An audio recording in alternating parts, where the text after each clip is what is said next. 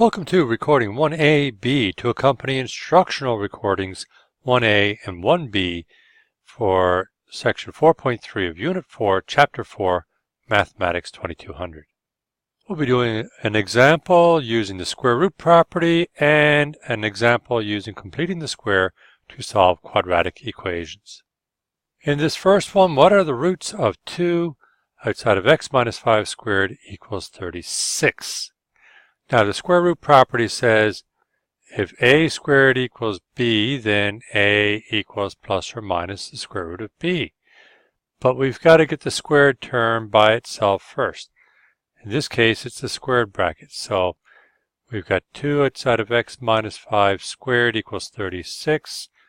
We'll divide both sides by 2 to isolate the squared part, so that we have 18 on the right-hand side. Next, we can take the square root, or use the square root property. X minus 5, that's equivalent to this a that we have in the square root property, equals plus or minus the square root of 18, because the 18 is like the b in the property. Now, root of 18,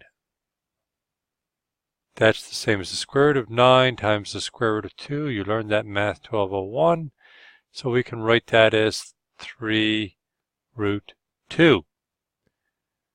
Well, it's becoming obvious that a has got to be our answer because it's not 2 root 3 and negative 2 root 3, but let's continue on.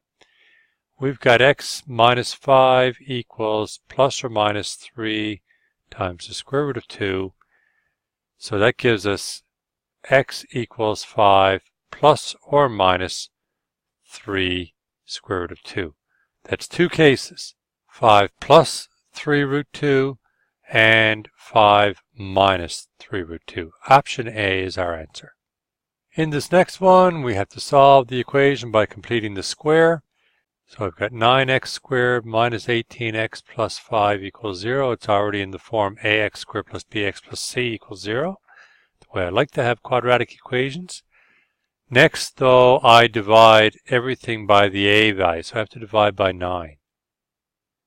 So that gives me x squared minus 2x plus 5/9 equals 0. Next, we group our first two terms, but we put a blank in there because we want to make a perfect square trinomial. But whatever we put in, we're going to have to subtract off.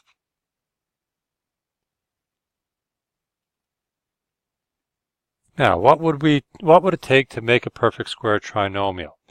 Remember, x plus d squared is equal to x squared plus 2dx plus d squared. We learned that in Chapter 3.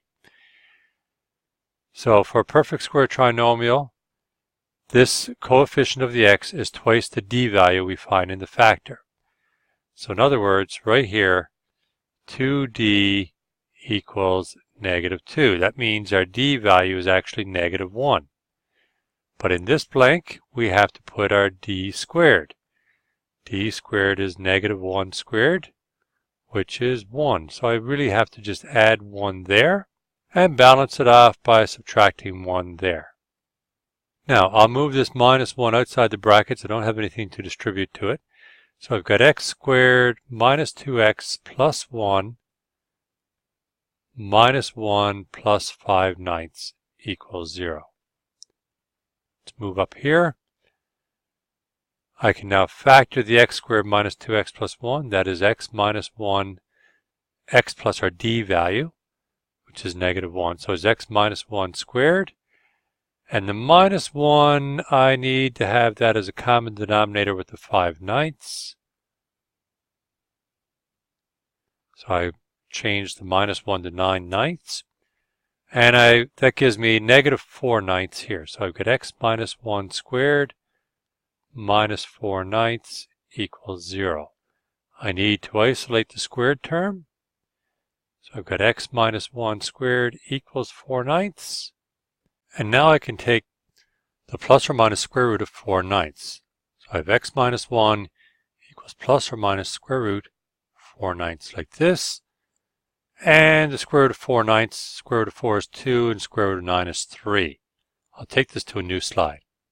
So I brought over my last step, and I've got x minus 1 equals plus or minus 2/3. That gives me two cases. Case 1, x minus 1 equals 2/3, the positive case. So x equals 1 plus 2/3. I'll need a common denominator, which is 3/3 plus 2/3. That gives me 5/3. Case 2. I have x minus 1 equals negative 2/3. So I have x equals 1 minus 2/3. X equals 3/3 minus 2/3. That gives me 1/3. And as a final note, these solutions can be checked by substituting each one in the original equation, 9x squared minus 18x plus 5 equals 0. I leave that for you to do. In summary, the square root property states if a squared equals b, then a equals plus or minus the square root of b.